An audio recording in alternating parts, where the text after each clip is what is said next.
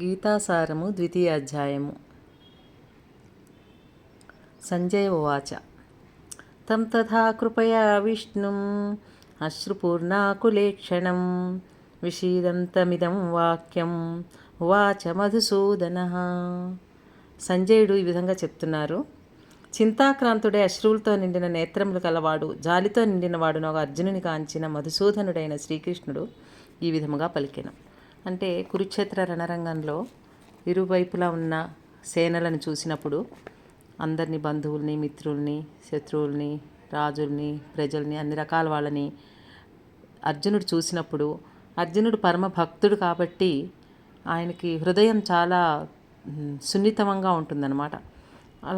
ఇలాంటి మనుషుల్ని మనం యుద్ధం చేసేది, అందరినీ చంపాలా అనే ఒక విధమైన చింతాక్రాంతుడైపోయి, బాధతో నిండిన వాడైపోయి, జాలిగా అయిపోయి అలా ఉన్నవాడినైన అర్జునుడిని చూశారు శ్రీకృష్ణ భగవానుడు.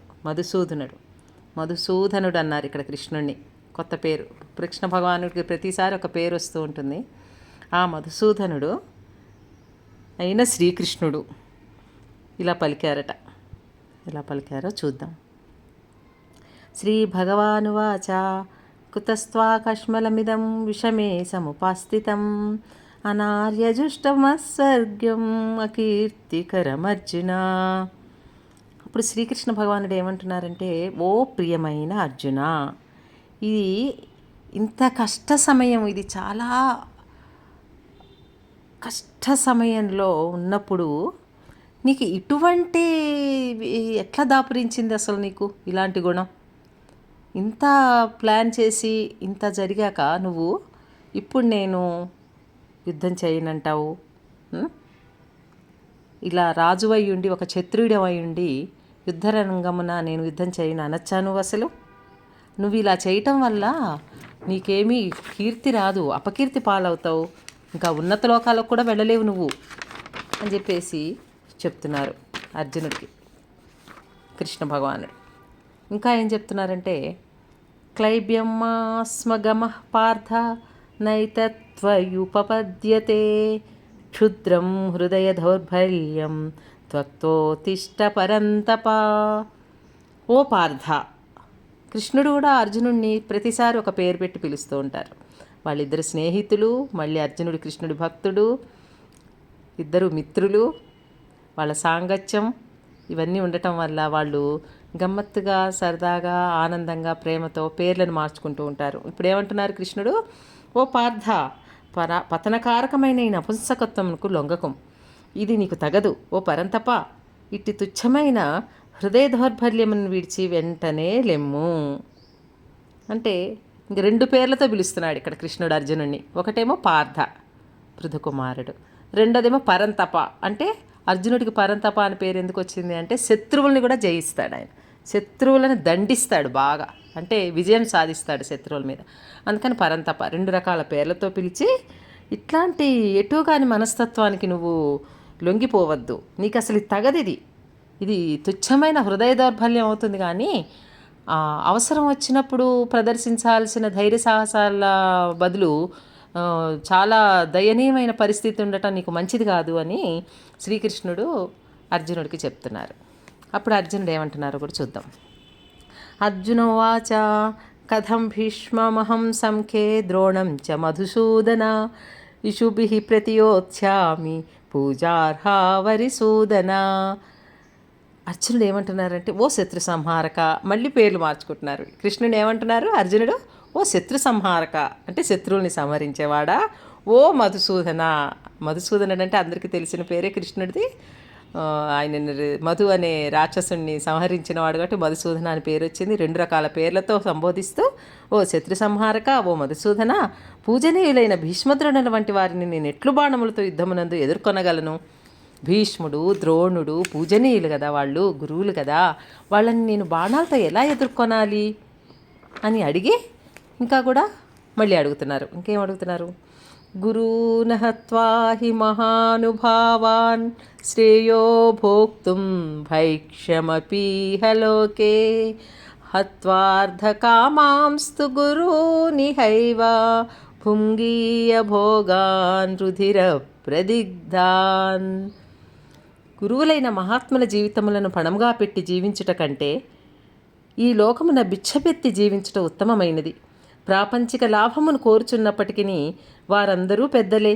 వారిని వధించినచో మేము అనుభవించు సమస్తమును రక్తపంకిలమగును. అలాంటి గురువులని, మహాత్ముల్ని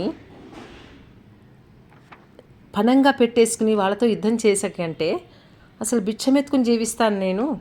ఈ ప్రాపంచిక లాభాల కోసం అందరూ పెద్దవాళ్ళని అయిన గురువులైన వాళ్ళని ఎలా వధించాలి మేము? సమస్తం రక్తపంకిలం అయిపోతుంది. అప్పుడు ఎంత ఆనందంగా ఉండగలమా అని చెప్పేసి అడుగుతూ ఇంకా కూడా ఏమడుగుతున్నారంటే, నచైతద్విద్మః కతర్నో గరీయో యత్ వాజయేమయది వానో జయేయుః యానేవ హత్వా న జిజీవిషామస్తే వస్థితాః ప్రముఖే ధార్తరాష్ట్రాః. ఇంకా ఏమంటున్నారంటే అర్జునుడు, మేము వారిని జయించుటయో మమ్ములను వారు జయించుటయో ఏది హితకరమైందో నాకు తెలియట్లేదు.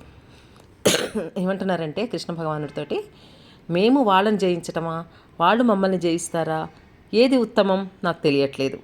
ఒకవేళ ధృతరాష్ట్ర పుత్రులను చంపి మేము జీవింప వాంఛింపము. ధృతరాష్ట్రుని పుత్రులందరినీ చంపి ఎలా జీవిస్తాము ఆనందంగా? అయినను వారిప్పుడు యుద్ధరంగమున మా ఎదుటే నిలిచి ఉన్నారు. వాళ్ళందరూ యుద్ధరంగంలో నిలిచి ఉన్నారు, నేను ఎట్లా వారిని చంపగలను అని చెప్పేసి అడుగుతున్నారు అర్జునుడు శ్రీకృష్ణ భగవానుడిని. ఇంకా కూడా అడుగుతున్నారు. ఏమని అడుగుతున్నారంటే, కార్పణ్యదోషోపహత స్వభావః పృచ్ఛామి త్వాం ధర్మ సంమూఢచేతాః యచ్ఛ్రేయః స్యాన్నిశ్చితం బ్రూహి తన్మే శిష్యస్తేహం సాధి మాం త్వాం ప్రసన్నం. నాయందలి కార్పణ్య దోష కారణమున నేనిప్పుడు నా స్వధర్మ విషయమున మోహం చెంది శాంతిని కోల్పోయి తిని. ఇట్టి స్థితిలో నాకు ఏది మిక్కిలి హితకరమో నిశ్చయముగా తెలుపమని నేను నిన్ను అడుగుచున్నాను. నేనిప్పుడు నీకు శిష్యుడను మరియు శరణాగతుడను, దయచేసి నాకు ఉపదేశము కావింపుము. అదే అంటున్నారు. ఏమంటున్నారంటే, నాకు బలహీనత అంటే లోభము, బలహీనంతో పీడిస్తూ ఉంది నా మనసు. ఇటువంటి అధమ స్థితిలో నేను ఉండి నాకు అసలు నా స్వధర్మం ఏంటో కూడా నేను మర్చిపోయాను. ధర్మాన్ని కూడా మర్చిపోయి మోహం చెందేసి ఇంకా అన్ని పరిస్థితుల్లో శాంతిని కోల్పోయి ఉన్నా నేను. ఇట్టి స్థితిలో నాకు ఏది మంచిదో ఏది మంచిది కాదో నాకు తెలియట్లేదు కృష్ణ. కాబట్టి నేను నిన్ను అడుగుచున్నాను, నువ్వే నాకు చెప్పు, ఏది మంచి ఏది చెడు అనేది నువ్వే నాకు చెప్పాలి. నేను నీకు ఇప్పుడు శిష్యుడని మరియు శరణాగతుడని, శిష్యుడిని మాత్రమే కాదు నీకు శరణాగతి పట్టేసుకున్నాను. దయచేసి నాకు ఈ విషయాన్ని నాకు ప్రబోధించుము, నాకు బోధించుము, నాకు నా వాస్తవికతని, నా ధర్మాన్ని నాకు తెలియజేయము అని చెప్పేసి అడుగుతున్నారు. ఇంకా ఏమడుగుతున్నారంటే, నహి ప్రపశ్యామి మమాపనుద్యాత్ యచ్చోకముచ్చోషణమింద్రియాణం అవాప్య భూమావసపత్నమృద్ధం రాజ్యం శురాణమపి చాధిపత్యం. ఇంద్రియములను శోషింపజేయునటువంటి ఈ శోకమును తొలగించుకొని మార్గము నేను కాంచలేకున్నాను. దేవతల స్వర్గాధిపత్యము వల్లే సంపత్ సమృద్ధమును మరియు శత్రురహితమునగు రాజ్యమును ధరిత్రిపై సాధించినను ఈ శోకమును నేను తొలగించుకొనజాలను. ఇంకా ఏమంటున్నారంటే, ఈ ఇంద్రియాల కంట్రోల్ కాకపోతే కదా ఇవన్నీ మనం యుద్ధాలు అవన్నీ చేసుకునేది, ఇంద్రియాల వల్లనే కదా. కాబట్టి ఇంద్రియాలని విషయాలను తగ్గించుకోలేనటువంటి ఇలాంటి శోకాన్ని నేను ఎలా ఆ మార్గం ఏంటో కూడా నాకు తెలియట్లేదు నాకు.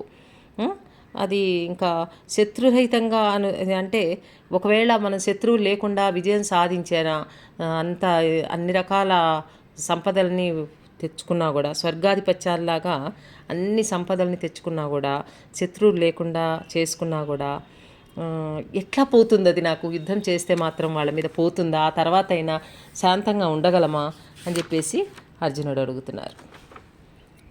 సంజయ ఉవాచ ఏవముక్త్వా హృషీకేశం గుడాకేశః పరంతపః నయోజ్ఞైతి గోవిందం త్వా తూష్ణీం బభూవః. శత్రువులను జయించే అర్జునుడు ఇప్పుడు ఈ విషయాన్ని అర్జునుడు అడుగుతున్నట్టుగా సంజయుడు ధృతరాష్ట్రుడికి చెప్తున్నారు. శత్రువులను జయించే అర్జునుడు ఈ విధముగా పలికి శ్రీకృష్ణునితో, గోవిందా నేను యుద్ధము చేయను అని తెలిపి మౌనము వహించెను అని సంజయుడు ధృతరాష్ట్రునికి చెప్తున్నారు. తమువాచ హృషీకేశः ప్రహసన్నివ భారత సేనయోరుభయోర్మధ్యే విషీదంతమిదం వచః. ఓ భరతవంశీయుడా, ఆ సమయమున నవ్వుచూ శ్రీకృష్ణుడు ఇరుసేనల నడుమ దుఃఖమగ్నుడైన అర్జునుడితో ఇట్లా నేను ఈ రకంగా అర్జునుడు తెలిపిన దానికి శ్రీకృష్ణ భగవానుడు మళ్ళీ చక్కగా ముద్దుగా ఏమని పిలుస్తున్నాడు అర్జునుడిని? ఓ భరతవంశీయుడా అని పిలుస్తున్నారు.